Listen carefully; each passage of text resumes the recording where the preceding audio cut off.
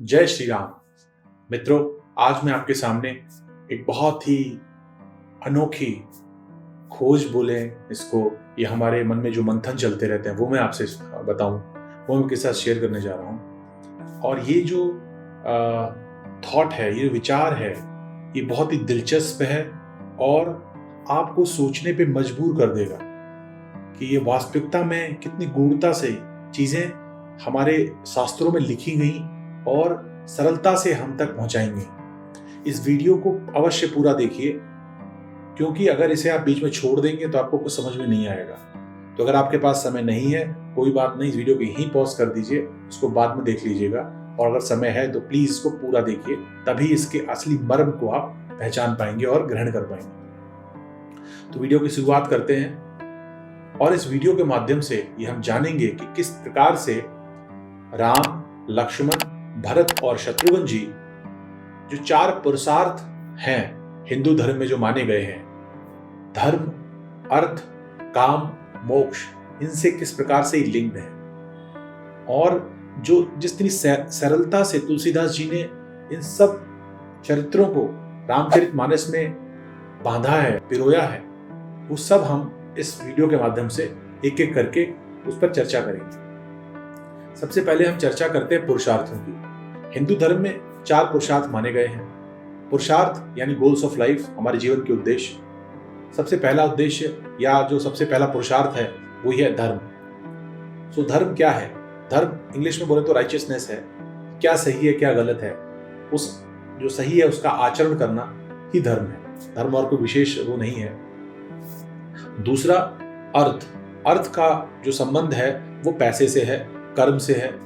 ठीक है, अगर हम इसे ज्योतिष की भाषा को और थोड़ा सा ज्योतिष का सहारा लें तो हमें और समझ में आएगा। जो धर्म त्रिकोण है, धर्म त्रिकोण में लग्न, पंचम और नवम भाव आते हैं। तो जो लग्न भाव है वो आपका व्यक्तित्व है कि कितनी सरलता है उसमें कोई कटुता नहीं, उसमें कोई द्वेष नहीं, किसी के प्रति लालच नहीं है, किसी प्रकार का कोई अंदर कोई बुरी भावना नहीं है।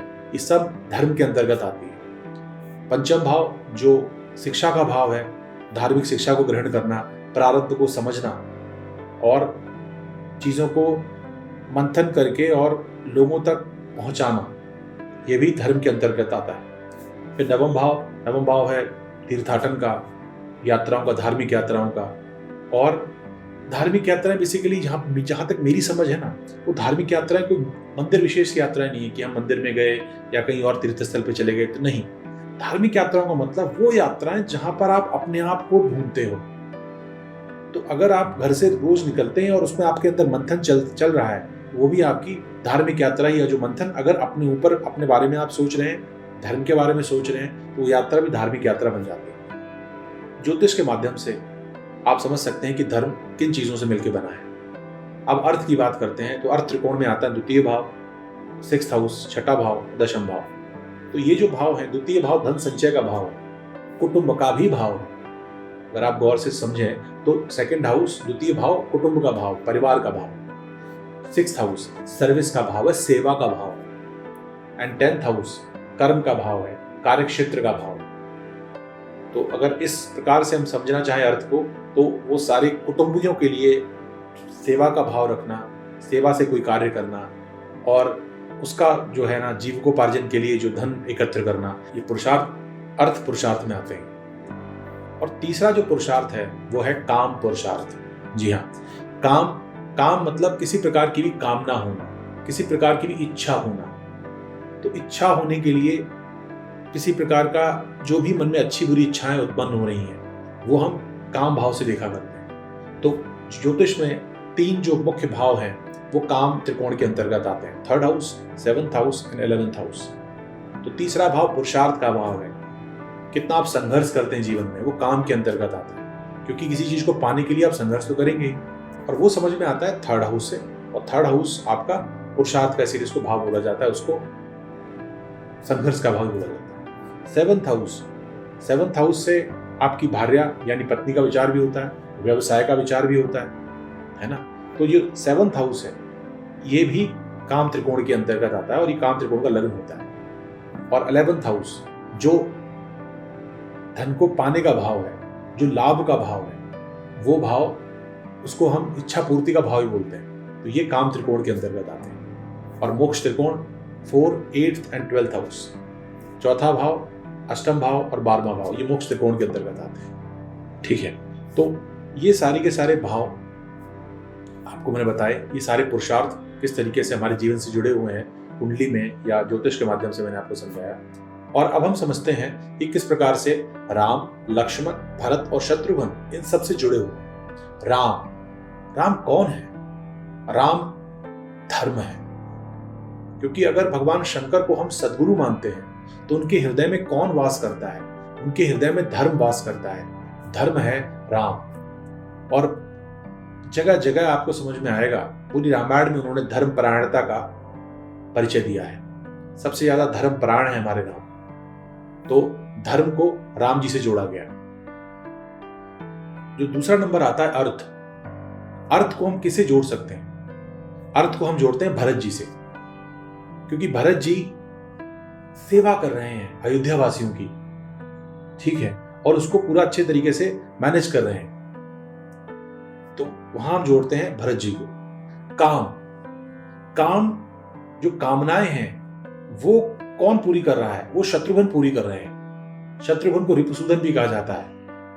27 से 29 तक अलग अलग धर्म ग्रंथों में अलग अलग आक्रमण बताए गए हैं। इतने आक्रमण हुए जब भगवान श्री राम अयोध्या से बाहर थे, और सब शत्रुओं में विजय पाई किसने? शत्रुघ्न ने। तो शत्रुघ्न जी जो हैं काम से रिलेटेड है। जो चौथा पुरुषार्थ है मोक्ष, उसे कौन रिप्रेजेंट करता है? जी हाँ, आप समझ गए हैं, उसको रिप्रेजेंट करते हैं हमारे श्री लक्ष्मण जी। अब इस चीज को जरा गौर से थोड़ा सोचिए, मंथन कीजिए इस पे, क्योंकि विचारणीय तथ्य हैं जो मैं आपसे दे रहा हूं। ये कहीं मैंने लिखा नहीं, पढ़ा नहीं, जो अंदर भाव आ रहे हैं वही मैं आप तक साझा कर रहा हूं। और इस चैनल के माध्यम से जो भी हमारे मन में भाव आते हैं, जब हम मानस का चिंतन करते हैं और मानस को हम जीते हैं, वो मैं आपके साथ शेयर करता हूं। और मौका मिलते ही, जब हमें मौका मिलता है तो हम संतों के साथ बैठते हैं, कुछ गुरु लोगों के साथ में उनसे डिस्कशन करते हैं, और जब हमें वहां से कुछ सीख मिलती है तब मैं आपके साथ साझा करता हूं। अब बहुत सीखने वाली बात इसमें यह है कि धर्म और अर्थ जरूरी है, पैसा जरूरी है, लेकिन अर्थ चरण पादुकाएं धारण किए हुए हैं धर्म की सर पर। तो हमें रामचरितमानस सिखाती है कि धर्म आपको, अगर आपको धन पैदा करना है, आपको धन जीविकोपार्जन के लिए चाहिए, सबको चाहिए, लेकिन धर्म सर पे रख के करो।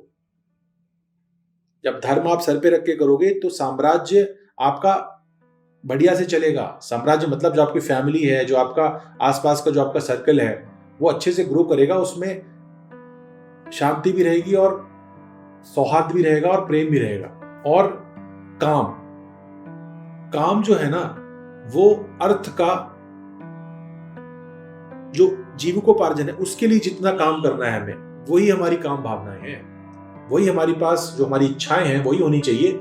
हमारी इच्छाएं हमेशा अर्थ, यानी भरत जी, जो शत्रुघ्न जी हैं वो भरत जी के पीछे पीछे चलते हैं, उनके अनुयायी हैं। तो हमारी जो कामनाएं होनी चाहिए ना, वो उस अर्थ की अनुयायी होनी चाहिए जो धर्म के मार्ग पे चल रहा है और जो धर्मोचित कार्य कर रहा है। और जो चौथी जो पुरुषार्थ है मोक्ष, इससे हमें समझ में आता है पूरी रामचरितमानस से कि मोक्ष हमेशा धर्म के साथ रहता है। और दूसरे शब्दों में कहें, लक्ष्मण जी हमेशा श्री राम जी के साथ रहे। मोक्ष की प्राप्ति तभी संभव है जब आप धर्म के अनुयायी बनेंगे, धर्म के पीछे पीछे चलेंगे। मोक्ष कुछ भी नहीं है। मोक्ष है मृत्यु को जान लेना, अपने आप को समझ लेना, इस चराचर जगत में क्या हो रहा है, कैसे हो रहा है, क्यों हो रहा है, इसको भली भांति जान लेना ही मोक्ष है। तो इस प्रकार से बड़ी सुंदरता से तुलसीदास जी ने हमें समझाने की कोशिश की और गूढ़ तरीके से उन्होंने मानस में लिख दिया कि किस प्रकार से ये चारों चीजें आपस में कनेक्टेड हैं। और अगर अगेन थोड़ा चिंतन करें तो आपको और समझ में आएगा कि माता सीता वो क्या है। राजेश्वरानंद जी हैं, जब उनकी कथाएं मैं सुनता हूं तो उसमें बार बार वो कहते हैं कि माँ भक्ति स्वरूपा है। तो वहां से ही कुछ विचार आते हैं कि अगर माँ भक्ति स्वरूपा है तो भक्ति किसके लिए? भक्ति धर्म के लिए, है ना। तो वैराग्य भी है और मोक्ष भी है। कौन? लक्ष्मण जी। तो शंकर जी हैं, जो भोले बाबा हैं, वो अपने हृदय में धर्म को धारण किए हुए हैं, साथ में उनके मन में भक्ति है और साथ में उनके मन में वैराग्य है। लंका कांड में जब लंका युद्ध समाप्त हो गया, श्री राम जी को रावण पे विजय मिल गई, तो उस समय आप जो वृत्तांत है पूरा आपसे पढ़ेंगे, जब उन्होंने छंद गाया है शंकर जी ने, उसमें लिखा है कि प्रभु मैं आपसे विनती करता हूँ, श्री राम जी से कह रहे हैं शंकर जी कि मैं आपसे विनती करता हूँ कि आप माता जानकी और भैया लक्ष्मण के साथ मेरे हृदय में वास कीजिए, क्योंकि वो सद्गुरु हैं और वो चाहते हैं कि धर्म, भक्ति और वैराग्य उनके हृदय में वास करे।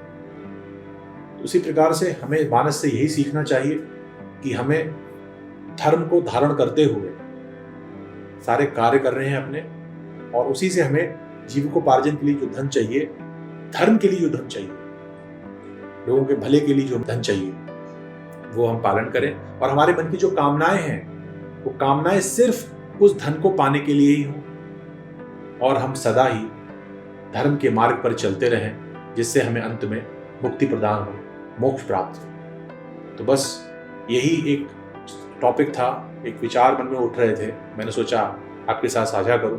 अगर आपके कोई भी विचार इससे जुड़े हुए आपके समझ में आते हैं तो प्लीज़ आप कमेंट्स में लिखिएगा, और हम इस पर मिलकर मंथन करेंगे, क्योंकि मैं भी विद्यार्थी हूँ और मैं भी दिन प्रतिदिन सिर्फ अध्ययन कर करके जो मुझे प्राप्त हो रहा है, छोटा मोटा ज्ञान जो मुझे मिल रहा है, वो मैं आप तक साझा कर रहा हूँ। तो उम्मीद है वीडियो आपको पसंद आएगा, और अगर पसंद आया है तभी इस चैनल को सब्सक्राइब कीजिए और वीडियो को लाइक कीजिए। और आने वाले समय में हम कई सारी विशेष चर्चाएं हम करेंगे, जो या तो अंग ज्योतिष या रामचरितमानस या डेली लाइफ मैनेजमेंट या बिजनेस मैनेजमेंट से रिलेटेड हो, किस प्रकार से सुंदरता से हमारे शास्त्रों में इन सबका वर्णन किया गया है, जो हमें एक सुख और समृद्ध जीवन दे सके और आसपास का वातावरण सकारात्मक बना सके। इसी के सबके साथ मैं अपनी वाणी को यहीं विराम देना चाहूँगा। नेक्स्ट वीडियो तक के लिए जय श्री राम, धन्यवाद।